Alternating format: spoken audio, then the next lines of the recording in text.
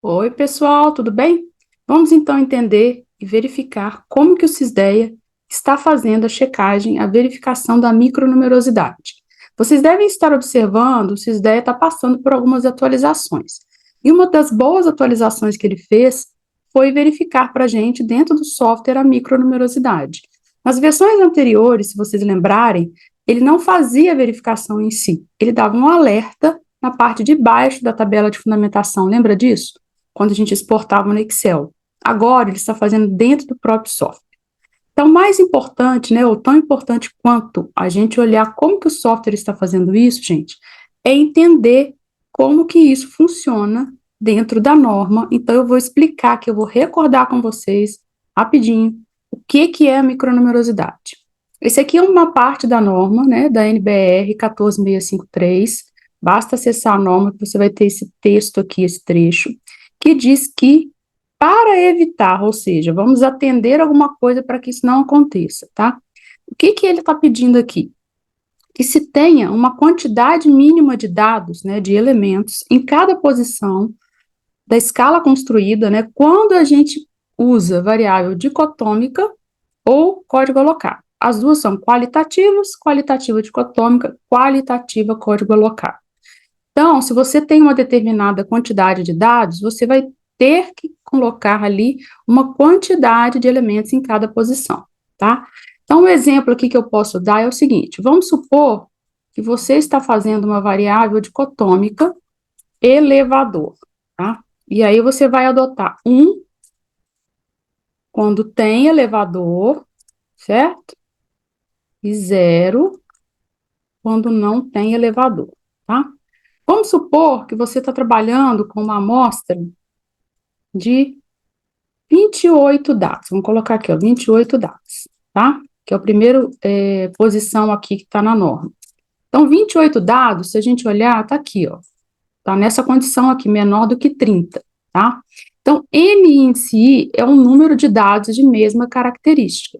Então, o que que ele está dizendo? Olha, você precisa de elementos N índice I, né? Alguns elementos, abaixo de 30 dados, você precisa de 3 em cada posição. Então, o que que ele está dizendo? Eu preciso de 3 na posição 1 e no mínimo 3, né, na posição 0, tá? Beleza? Então, na hora de fazer a sua pesquisa, dos 28 dados, você vai ter que ter alguma coisa pelo menos assim, ó, 25 na posição 1, é um exemplo, e 3 na posição 0. Dessa forma, atendeu a micronumerosidade? Atendeu. Mas vamos pensar que estatisticamente não está bom. Eu tenho muitos elementos na posição 1, né? Muitos elementos como elevador, tá? Mas atendeu, ok? Quando a amostra ela é maior do que 30 dados, a norma diz para a gente o seguinte: olha, de 30 até 100, você precisa de 10% do tamanho da sua amostra. Então, vamos supor que a sua amostra tem 40 elementos, 10% disso aqui dá 4 dados, tá? Se você tivesse, gente, por exemplo, aqui, ó, 46 elementos, 10% daria 4,6 dados, certo? Não vai jogar para baixo, tá? A gente quer mais elementos na posição. Então, sobe isso aqui e considera no mínimo 5 dados em cada posição, tá? O mesmo raciocínio se a sua amostra tiver mais de 100 elementos, porém aqui está limitando a 10 dados, tá? Observou ali? Limitando a 10 dados quando a sua amostra passa de 100 elementos, tá? Então, o que que nós vamos fazer agora? Vamos dar uma olhada de como que o programa está fazendo essa verificação, tá? Eu peguei um exemplo aqui, que já está calculado, e vou mostrar para vocês. Abrindo aqui, pessoal, o arquivo do Sisdeia, né, que eu estou fazendo aqui, eu vou mostrar para vocês como que ele está fazendo a verificação da micronumerosidade. Olha só, aqui eu tenho dados, né, considerados e efetivamente utilizados, variáveis, tá? E o modelo, né, o modelo já está calculado, tá? Beleza. Se você não souber, né, como que eu criei, codifiquei ou classifiquei as variáveis, não tem como adivinhar.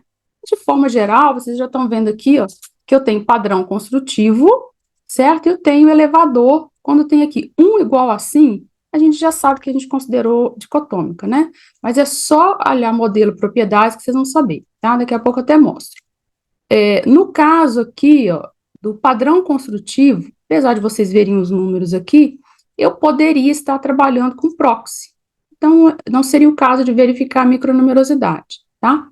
Bom, entrou com os dados, fez o cálculo, o Sysdeia tem agora essa opção aqui, ó. Você tem que estar no menu de variáveis, tá? Variáveis, exibir variáveis. Você vai vir aqui, ó, micronumerosidade. Aí ficou muito bacana, gente. Vamos fazer aqui para vocês verem o que acontece, ó. Clica aqui na micronumerosidade, tá? Ele abre a tela com as variáveis todas. Ele já marca aquelas que têm a característica ou dicotômica ou código alocado, tá? Tá mostrando aqui embaixo, ó, a quantidade de dados, a gente tem 29, certo? Ó, efetivamente utilizados, considerados, e eu tenho que atender a quantidade N, índice I de 3. Então, ele já está te dando tudo. Tamanho da amostra, quais são as variáveis, e aí você clica aqui, ó, analisar. Olha que bacana, deu certo, ou seja, essa amostra aqui, ela passou, ela cumpriu o requisito aí da micronumerosidade, que ele deu um tiquezinho, ó. Quando não passa, ele vai dar um alerta aqui, uma exclamaçãozinha vermelha, tá? E aí você tem que corrigir isso. Para verificar quantos elementos você tem em cada posição de cada variável dessa, é só clicar aqui, ó, deixa eu mostrar. É só clicar aqui como se fosse um relatório, tá? Relatóriozinho da variável aqui, ó. Você pode ver de todas elas, você abre de uma e depois você abre de outra, tá? Então, vamos dar uma olhada aqui, ó. A primeira é o padrão construtivo. Olha lá. Na característica, né, na posição 1 tem 12 dados, na posição 2 tem 17. Então, atendeu no mínimo as 3 posições. E tá bom, né? 12 e 17 tá bem equilibrado isso aqui. Então, atendeu a micronumerosidade. Elevador, a mesma coisa, só que é dicotômica, né? Na posição 0 tem 16 dados e na posição 1 tem 13. Então, atendeu, beleza, tá boa até a amostra, né? Tá bem equilibrada ali, não tá assim, eu tenho 26 e 3, né? Tá 16 e 3, tá legal, tá? Então, gente, ele traz isso aqui ajuda bastante. A micronumerosidade, em alguns momentos, já foi situação que eu tive, infelizmente, né, aluno, ex-aluno, que mesmo sabendo aquilo, distraiu e esqueceu de verificar.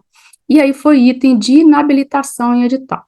Independente de pensar em credenciamento de edital, a gente tem que saber que tem que cumprir a norma, né? Isso aí vocês sabem. Então, não pode deixar de cumprir a micronumerosidade. E agora a gente tem essa facilidade do software para poder fazer para a gente. Lembra de olhar antes de começar o seu cálculo, para você ter certeza que você já trouxe quantidade de dados suficientes e elementos suficientes em cada posição. Dicotômica e código alocado. Calculou, verifica de novo, porque se faltar elemento na posição, ou você traz mais dados para completar aquela posição, ou você vai ter que analisar se você tira os elementos daquela posição, e dependendo da quantidade de elementos que ficar, talvez você tenha que trazer, mas ainda da outra posição, porque já que você tirou, né, já que você não tinha elementos naquela posição, talvez você não consiga realmente encontrar a amostra numa determinada posição. Por exemplo, padrão de acabamento, 1, 2, 3. Aí você não conseguiu atender a posição 3. Aí eu estou aqui falando, poxa, traz mais dados. Fala, mas eu já peguei todos que eu podia pegar.